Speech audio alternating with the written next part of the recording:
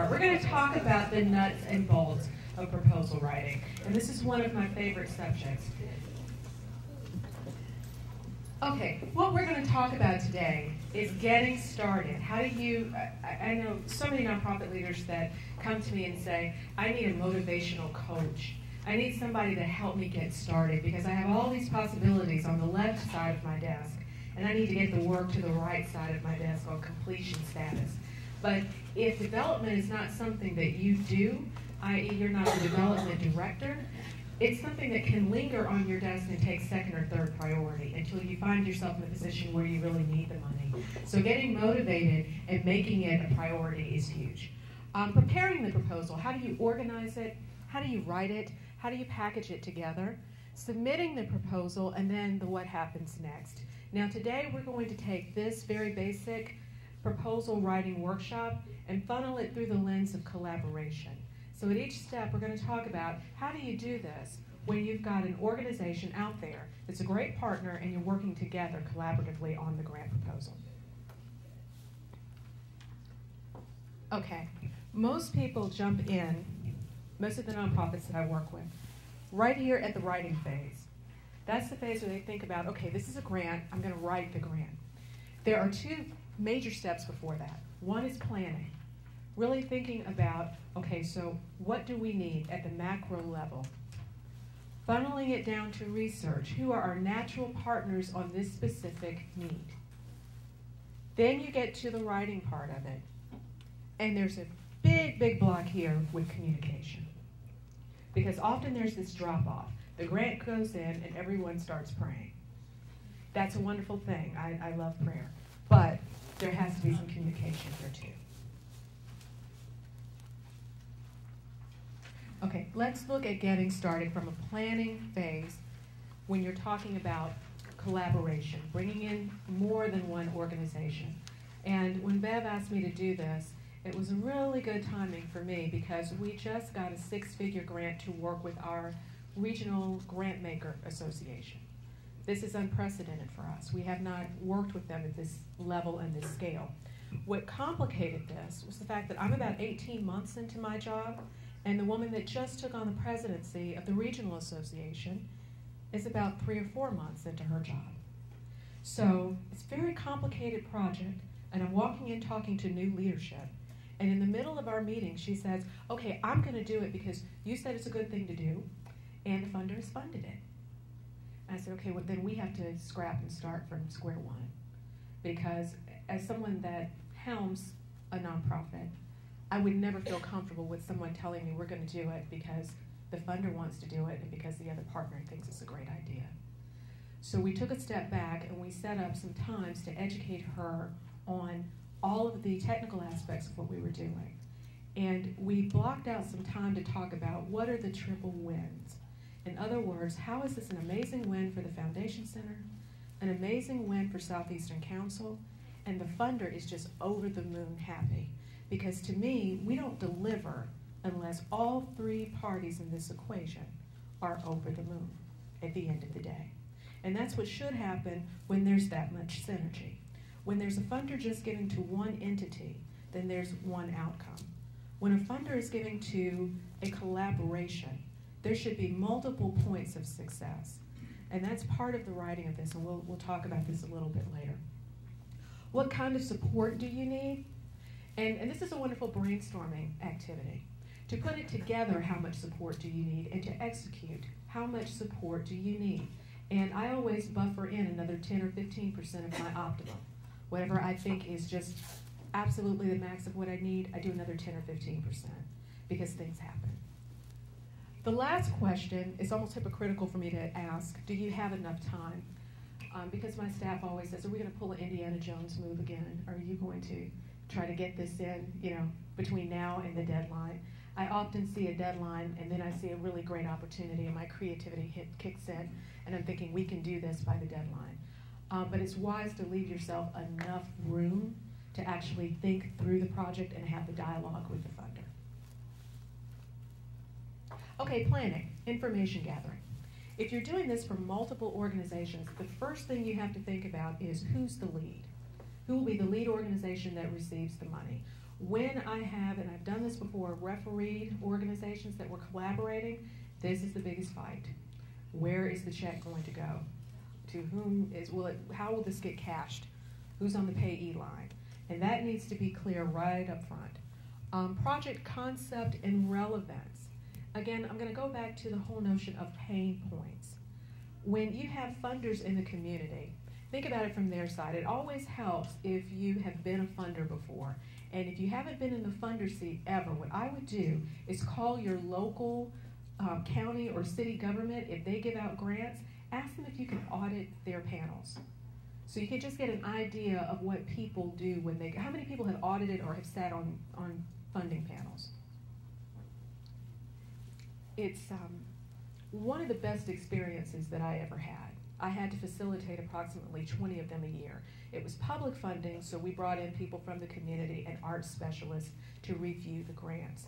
And when we had grantees that would take us up on this and would come, they would sit sort of like in a line and audit, and there were flies on the wall. You could see people cringing because they knew that they made some of the mistakes that the people that were being evaluated made. You will spend a lot of time writing a grant, writing a narrative, even writing a budget, and you'll be shocked at how someone might get stuck on one line. There's also an assumption that there's a ton of time for review. That they're going to look at your proposal and spend maybe 30 minutes to an hour on it. The reality is, I was the timekeeper for this, we had 7 minutes per application. Wow. So the first reader, and that's the person who normally does the site visit for you, had about 2 to 3 minutes to present your case. Your second reader, who was only responsible for reading your application in full, had another 2 to 3 minutes to either amen or say this is just not going to work. And then they debated for about 2 minutes. Now this changes depending on what type of foundation or what type of funder you're talking about. Private foundations tend to spend a little bit more time. Some corporations deliberate in different ways. But this is not a lengthy process where someone or a set of someone's are combing through your application in painstaking detail. So you have to make sure that it's easy to get all of the points. Now when you funnel that through the lens of collaboration, it becomes a little bit trickier. Because what you're trying to help them see is A plus B is going to be greater even than C. That, we're going to add up to this, but this sum of all these parts is going to be amazing. The project concept and relevance to mission, and this is to both missions and also to the funders platform. What is, again, I'll go back to that term pain point. It's my new catchphrase for 2012, because there's so many of them out there in the community. What are funders concerned about? And I think one of the biggest disconnects is when a nonprofit puts in an application for funding for something that's not a pain point in the community. And I'll give you an example. In a community, and I went down to Macon, was not aware of this, but there was a lot of teenage crime. And so there were a set of funders there really concerned about how do we alleviate this problem. If you're a nonprofit that's dealing with teens in Macon, then somewhere in your narrative, it should address how are you going to deal with this collective pain point. So that's a lot in part what some funders are looking for when they evaluate. Time frame. Is this going to be in perpetuity? One of the biggest questions that I get asked by funders about individual nonprofit projects, who's going to carry this in the future? So we're going to invest in it right now, but how is it sustaining itself beyond this 1 year window or this 2 year window? So especially with the Foundation Center, we do fundraising too. And I've been on a set of calls all week long talking about potential models, and we're up for a huge gift from the Gates Foundation. And one of the things that the team has to keep asking itself, if we ask them for this investment, how are we going to sustain it once their money is no longer there? If you can get in front of that question and answer that question for a funder, it will make your case that much stronger.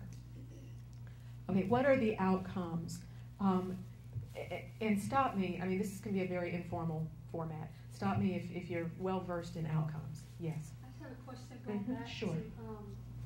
to the funding panels. Does the nonprofit let you sit in on your funding panels, or is that just city and government? We were public, so you could sit in on anything. We were a public entity. So I could call our local foundation center and say, hey, can I sit in? Right. Well, no, your local funder. your local agency. Like if you had Fulton County Arts Council is a public funder. Okay. So they technically cannot tell you you can't sit in on a public meeting. So that they normally don't invite auditors because they don't want an audience full of people reviewing or sitting there for panel review, but it's your right to sit there and listen to the reviewers as they review an application. And I would say this, even if it's not your application, and even if it's not even your sector, just going to a panel like that and understanding how people are reviewing applications for funding is always helpful. Okay, let's talk briefly about outcomes, because for the most part, the nonprofit, I'll call it sector in general, has been an output sector. Okay, so we measure success by how many kids did we reach? How many lives did we save? How many houses did we build? Outcome measure says how different are the lives of these children as a result of our infusion. How many people are growing up in, or children are growing up in houses, and how different are their lives because they have a roof over their heads. You want to get to the outcome, the why should people care. And I've been dealing with this myself with the Foundation Center. You know, we measure how many people came through the doors. So 7,000, 10,000 people come through the doors in the course of the year. What does that mean? Have I really affected nonprofits and how they work? Have I affected their effectiveness, their efficiencies? That's my outcome measure. So you want to get to the why and be able to articulate that and keep hammering that point when you write. And then again, the cost of it. And because we're always in frugal mode, as most nonprofits, we always think, okay, how can we do this for the least amount of money? And I used to do site visits for the arts. It never ceased to amaze me how they could use very few resources and get by. And I went to one theater company, and I declare everything in there was held together by duct tape. The refrigerator, the microwave, even scary things like the stage and props that might fall on people. They really should have taken out stock in duct tape because they had a ton of it. And I said, you know, we've got some basic things here. You could probably apply to a foundation just for capital improvement, because it's going to improve how your people work. You've got liability here with insurance, with all of this stuff about to fall apart. You know, really think about the foundation of what it takes to do everything that you do, not just holding it together with duct tape. Okay, establishing the match. And I'll refer back to our database. What you do, your field of interest, okay? Where you do it, your geographic focus, and the type of support. Let's, again, funnel that through a collaboration lens. Often when you're working with another partner, you have to figure out what is the point of intersection. You know, you do this, you do housing, okay? Let's say you're working with another entity that deals with at-risk youth. What is that synergy point? And if you're coming into the Foundation Center, or I would say any other database, and you've got that synergy point, that's something that looks a little bit different than other organizations, work with the people that manage the database to make sure you find the right words to describe what you're doing, so you're reaching the right funders. You know, for example, if you're working with the senior population, sometimes there's several words that people use in the industry for senior, elderly, the aging population, and you don't want to miss out on funders because of simple word usage. Okay, for us, we have our print directories. If a lot of you have been raising money for a while, you'll remember the Foundation Center books, which look like encyclopedias. They're about this thick, and I used to use them for paperweights in my office. Luckily, we have Foundation Directory Online, so you don't have to have those now. We've got Grantmaker websites, which we often send you to the Grantmaker's website. And I would always do a deep dive on a Grantmaker's website before I embarked on writing anything. Things change. There are a lot of Grantmakers that have changed their scope. Deadlines shift, so you want to make sure that you get things in on time. And it's always good just to look at the history. I'm always amazed at the impetus for a foundation. And sometimes your history and that foundation's history might have some synergy. And you want to make sure that you're giving a proposal that really tells why the foundation should be investing in you. IRS information and returns. And then, of course, we've got our training programs. But one of the things I want to underscore from a collaboration standpoint, you have to take a few steps back, and it's good for both collaborating entities, either to designate a lead. This is the lead organization, this is where the check goes, and this is where all the administration will take place. or both entities need to be a part of this planning process and the research process. Okay, part 2, preparing the proposal. This is very, very simple. Title page and table of content. The executive summary page, which we'll go into a little bit of detail later, but I always write that last. And we'll talk about that as to why that might be a good idea for you too. Narrative, a statement of need that's very concise in 2 pages. This is really a creative writing endeavor. And I will tell you the grant that we just received, where we're working with one of our major partners, I really had to go off-site, out of the office, hunker down somewhere, and really think about this in creative terms. If I partner with this entity, what is it really going to look like and for whom? The members of that entity, the people that I serve, ancillary people in the community, the funding community. I mean, you really have to find, I call it mine out all of the wins here. If this happens, if these 2 entities come together, and then it's why are they coming together and what specifically are they going to do? Those are your objective points, but the vision has to be there.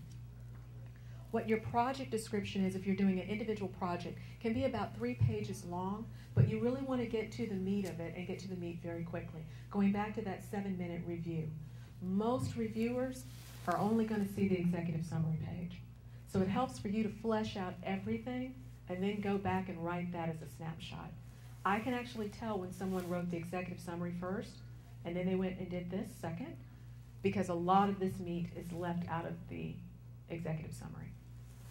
And you want to make sure that you don't do that. The budget, and there's an entire course on writing a proposal budget that the Foundation Center has online as a webinar. And if you just have maybe an hour or so, I would grab the headphones and go out and look at it and just really kind of meditate on the budget piece of it. And then any appendices and support material. And if many of you have written grants and you've gotten up to the deadline, you might grab some things, a brochure, this, that. I would highly recommend being very, very thoughtful about how you curate your support material, especially when you start talking about collaborations, because you don't want to just send a brochure on the Fuller Center and a brochure on your partner or your collaborator. You want to be able to send something that's in the middle that speaks to what this vision can be here. That might not be your brochure. You might be able to cover that here. It might not be their brochure. It might be something that you create specifically for that purpose. But what you want to make sure is that you're communicating the vision, because you've got a short window of time to do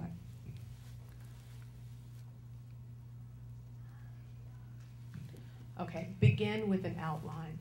I'm pretty bad about this. I kind of free flow write for a while. But the outline for most people is a wonderful, wonderful tool because it helps concentrate all of your ideas.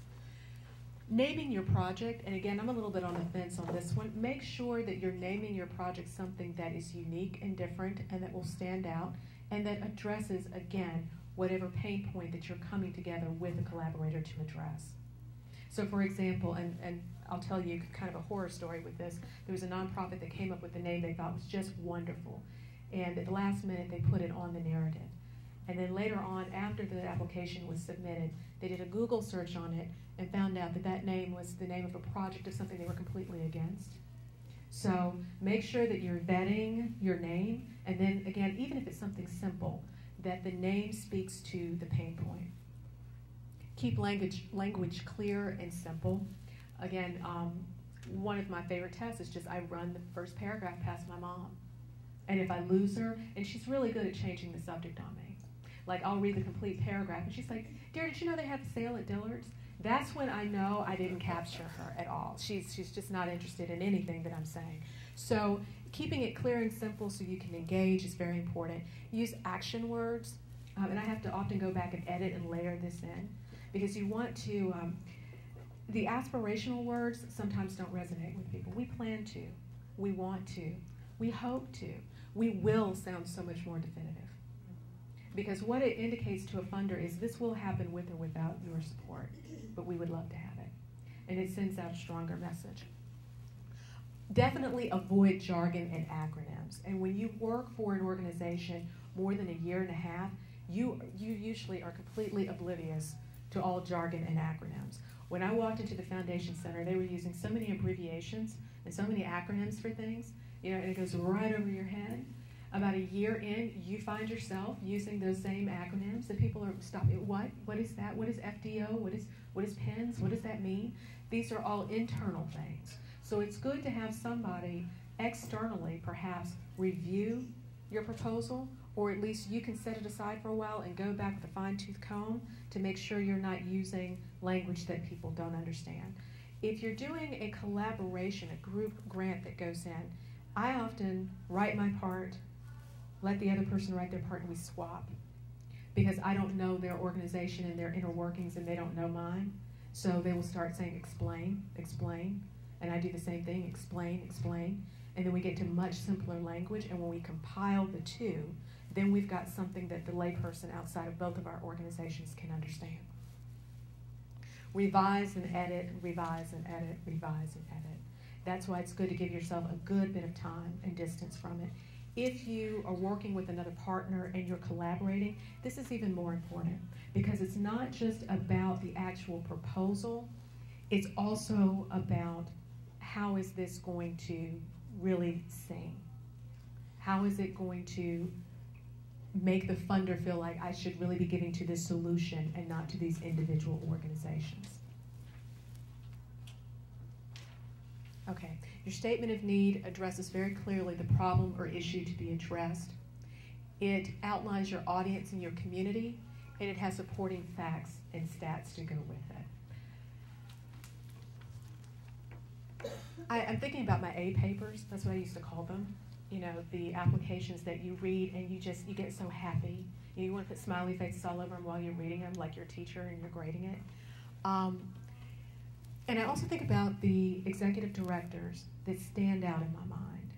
You know, when let's say we're going to an event and everyone has to introduce themselves. I never will forget, it was an event at the Foundation Center. There were 7 people sitting on the front row. All 7 of them dealt with youth, at-risk youth. 1 through 6 got up, barely, rose out of their chair. I help at-risk youth. They sat back in their chair. They said their name, I help at-risk youth. The 7th woman stood up and said, my name is, and I am with, and I help children in the Vine City community, and this is how we turn their lives around, and this is how long we have been doing it, and this is our goal, and sat back down. I saw the funders, as soon as that program was over, they walked out of their seats and went straight, made a beeline to number 7. Because she was very clear about who she served. She was very clear about where and why. She gave the stats, that's what I omitted. She gave the stats on the Vine City community, which I was a volunteer in that community for 8 years. It is one of the worst in the country, not in the state, in the country. And so it was imperative for her to say, this is why I'm doing this work here. When you start writing this type of work, that's why it's somewhat of a creative endeavor. Because that spirit of number 7, of how she stood up and said what she said, you want your proposal to stand out and have that same kind of resonance. That, yes, we may do what another organization does. They may have done it for decades before we did it. But you know what? This is why we do it here, and this is the spirit in which we do it, and this is why you should fund us. Okay, these are just a list, and you have them in your handout, of helpful stats. You're often asked sort of demographic information about your audiences. And instead of reinventing the wheel, I just got this desperate call once from a grant writer that said, exactly how am I supposed to figure out how many Asian Americans there are in Cobb County? I said, well, you know, you don't want to just go here and do your guesstimates from here. Okay, your project description should very clearly articulate your goals, aspirational, what you want to do. It should also delineate your objectives, exactly how you plan to do it. These are functional. A lot of times I'll read an application, they state the goal, and then they take some of the words and jumble them around and state the objectives. Those two are not synonymous. And they're different they're kind of delineated out, and people ask you these for different reasons. Again, one, very aspirational. That gives you the chance to do what number 7 did, to really sing. This one is concrete. I'm going to move this ball from here, I'm going to push it down 10 yards here. And that's what they need to see. Now, your objectives need to be very specific. They're not goal. They're not out here. They're down here. They're very measurable. If you can't measure them, they're not an objective. Achievable. It's not, I mean, I've been in this so long, I can see it. I see, I want to save the world. I want to save the children. I want to save the trees. That's nice. But people really don't know what that means.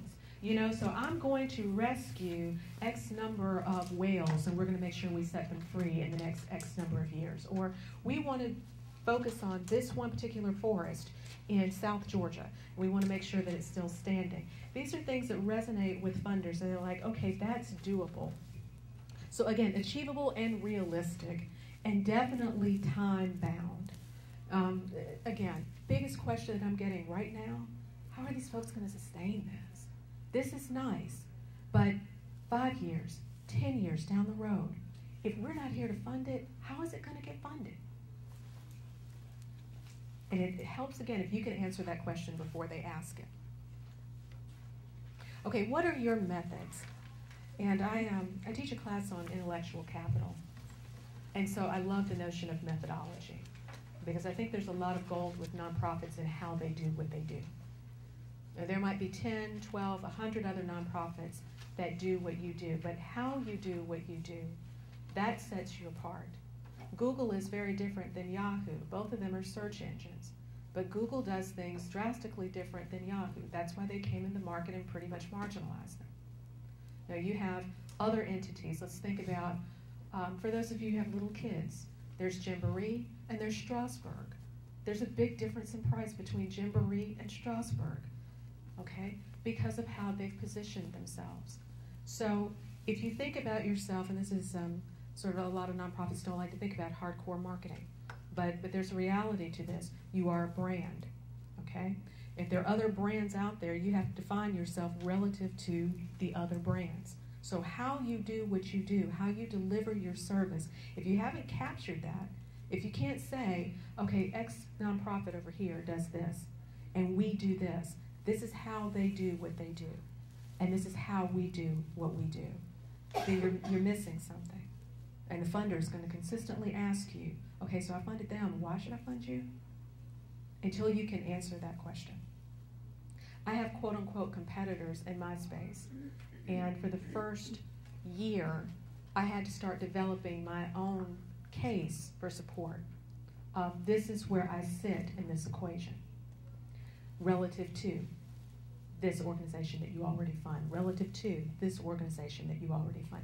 Where do you fit into the landscape of this? And if you're writing a proposal, especially if you know that this funder funds other competitors, you have to make that case. Staffing. If you have folks that are very specialized in what they do, you want to make sure that their bios are in that proposal. I actually had one organization, they were about to go to panel in an hour, and they could not get to my office because the traffic was so thick at that time via car. I said, who has a bike? Because you've got to get the bio for this one person into this application, because otherwise they're going to ask you, how are you going to execute? On paper, you don't look like you have the manpower to execute. So someone showed up about 45 minutes later, very sweaty, on a bike with their bio. And I was so happy to see it because it made all the difference in the world in terms of that person was the project manager. They had an MFA in sculpture. Everyone else in that application that had bios had MBAs. What does that have to do with sculpture? When I've got 4 or 5 visual artists sitting around that table evaluating. So you have to think about in terms of context. If someone is looking at your overall application, can you do what you say you can do? Again, the whole spirit of this presentation is about collaboration.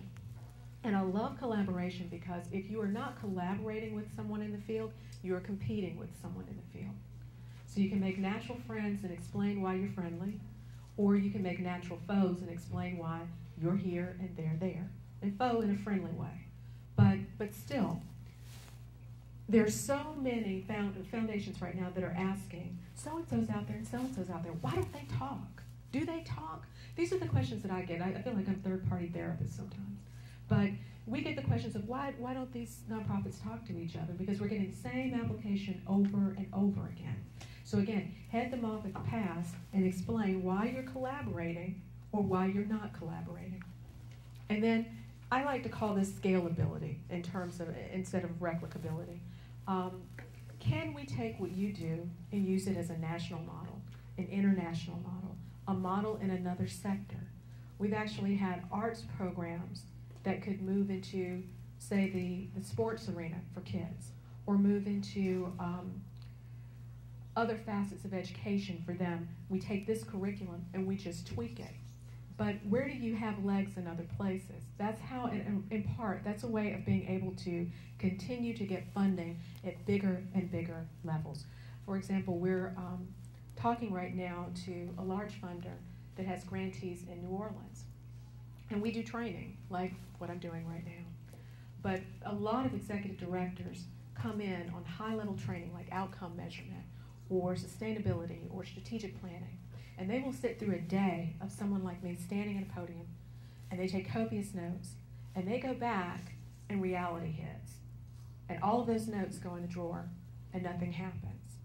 So, you know, the foundation talked to me about this. What do you think? I called an individual who is an executive coach. She started off as an executive coach for Amex out in California, and she now has a nonprofit organization that deploys individual coaches to work with executive directors. We talked about collaboration, and we said, well, wouldn't it be great if the coaches took that information and helped them implement it into their strategic plan, into their calendar, and made it a reality? If there's somebody out here, a third-party person that's pushing you to get that done, then you'll actually get it done. Okay, funder loved that. Then that made it actually for their particular objective of taking people, leaders, from this level to this level. That level of collaboration or partnership was at least worth investigating as an investment. But if one partner had gone in there and said, we just want to do executive coaching, they would have said, okay, but they don't have the basis. They don't have outcome measurement thinking. They don't have strategic planning skills. They don't have sustainability skills. So you're just going to be coaching them, but they don't have the material. If we went in there, they would say, well, they've got the material, but okay, what are they going to do with it? So the two of us coming together are much greater than we could have individually been. And again, talking about scalability, we can take that one model in a city like New Orleans, and we can repitch it to the foundation and say, it worked in New Orleans. Could it work in Montgomery? Could it work in Charlotte? Can it work in Atlanta? So you want to start thinking about, if you're reaching out with another partner, not only how can it benefit your community, but can you document what you're doing and give it to the foundation and do it in other communities? Okay, evaluation. This is always a tough one, especially if you're a doer, and I assume every single person in this room is a doer, that's why you're here. You run and you do, and then you look for the next project, and you run and you do. And can I get a nod of heads? Kind of that's how we work? Okay, this part gets lost in all of that running and doing, and that's the evaluation. You never stop and say, when I say never, I have a problem doing this, stopping and saying, okay, how did we do? What did we do? What impact did we make?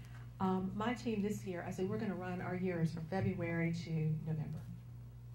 And my very pragmatic staff member said, you lost a couple of months. I said, yes, Joanne, I know that.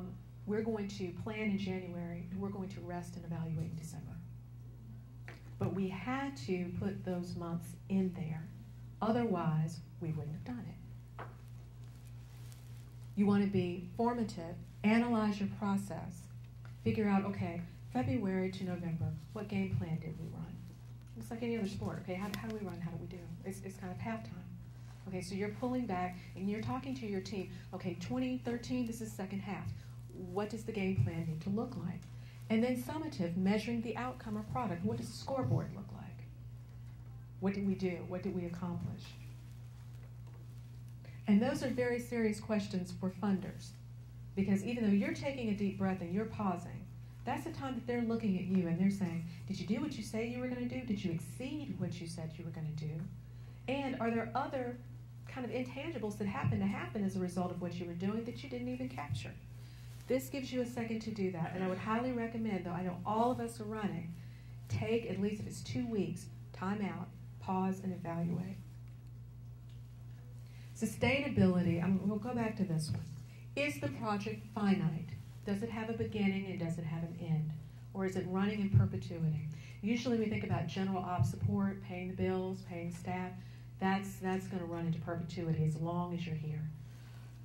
But individual projects that you embark on, let's say you're going to be in a certain city in a certain amount of time, and you want to build or renovate X number of houses, that's a project.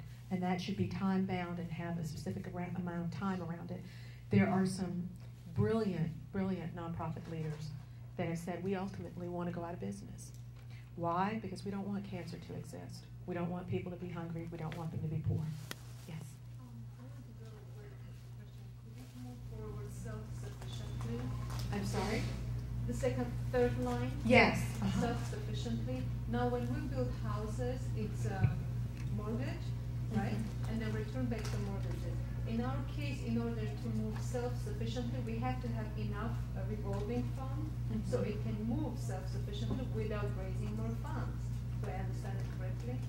That will take quite long.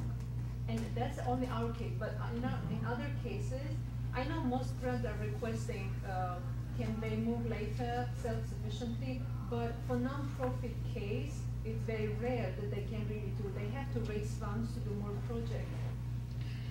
Right. I'm going to take a step back because I think on self-sufficiency we may be talking about two different things. The nonprofit being self-sufficient is the primary concern of the funder. In other words, if XYZ Foundation is funding you for 5 years, on that 6th year, are you still going to be able to do what you did the previous 5? And how are you going to get together a plan that says that you can do that? Is that increased fundraising to what you just said? Is it building in an earned revenue stream? Are we going to, at a certain point, and I'm just using generic, not Fuller Center specific, but start charging, the people that we serve a nominal amount so we can afford to do this moving forward? So that's that second question. Could it move towards self-sufficiency, the entire project? That's a legitimate question for most people to ask, or most funders to ask, because they're going to want to know if they pull out of the equation, how is that going to happen? And that's some of the creative thinking from a nonprofit standpoint. Again, I probably put in about an extra 10 or 12 hours this week just thinking about that for our 2020 strategy for the Foundation Center. The things that we're doing right now, if our major funders pull out of the equation, how are we going to be able to make this work? And we're up against some of the same things that you are. And I kept asking, sounding like a broken record to my team over and over again, okay, who pays for this?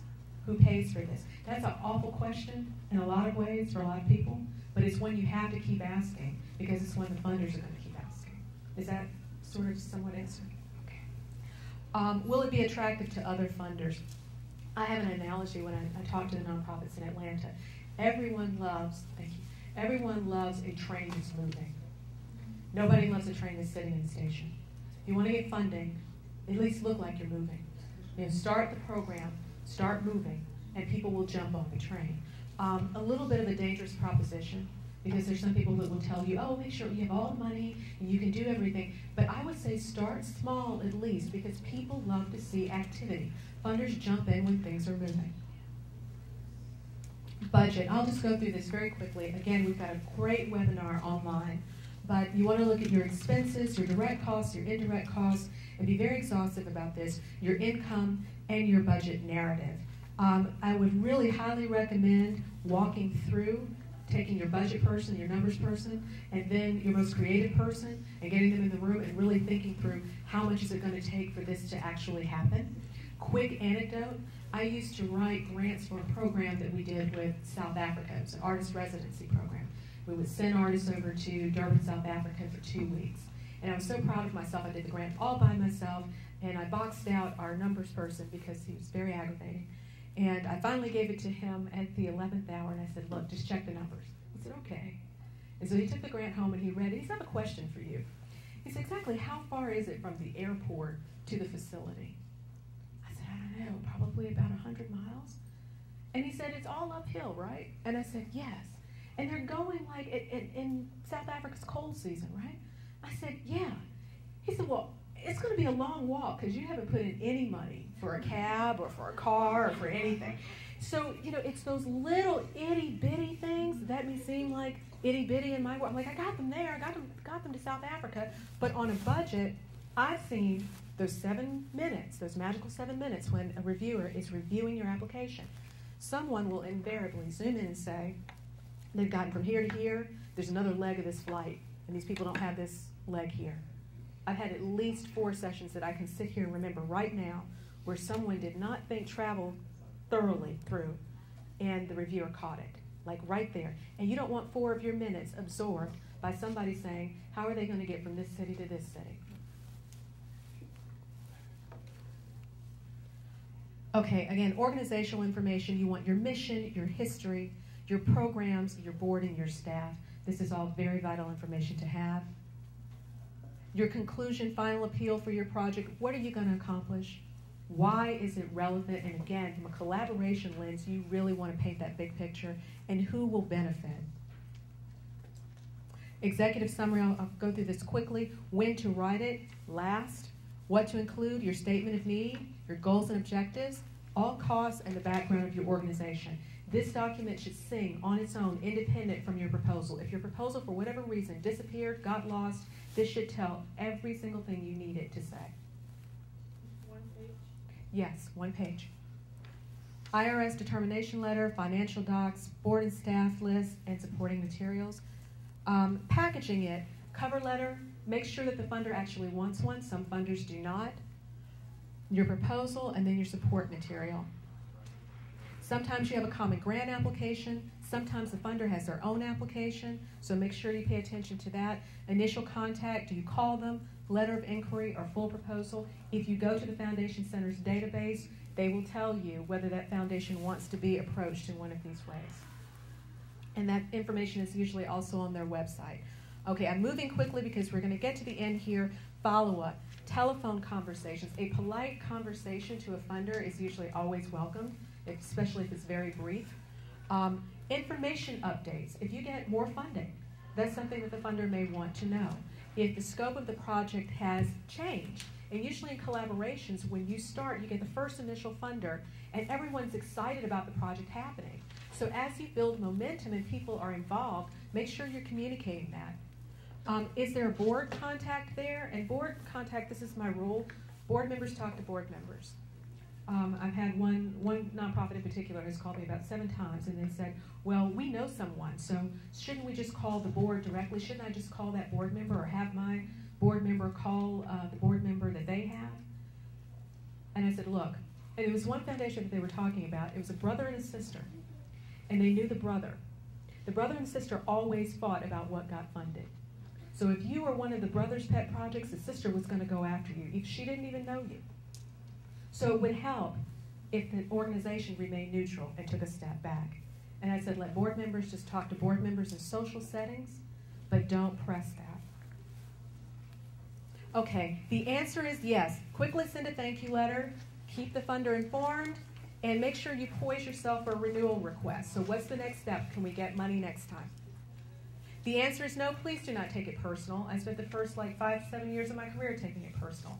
Every single no that I got was a really bad day for me. But do not take it personal. Find out why. Sometimes it's you're not in our scope. Sometimes it's you were number 11 on a list of 1 through 10, and we can fund you next year if we have more money. Ask about future funding and move on quickly and seek other prospects. Again, help from us. We've got 475 different sites around the globe, research resources, proposal writing courses, both online and in person, a very extensive FAQ list, so pretty much any question you have, I promise you someone around the world has already asked it, and sample documents. And the bookmarks that I gave you earlier will point you to a website called grantspace.org. You will find sample documents there, so if you're sitting at your computer and you have writer's block, you have a sample document. I would go in and look at it and use that as inspiration to move forward. Again, foundationcenter.org. You have been wonderful. Thank you so much for allowing me to have the podium today.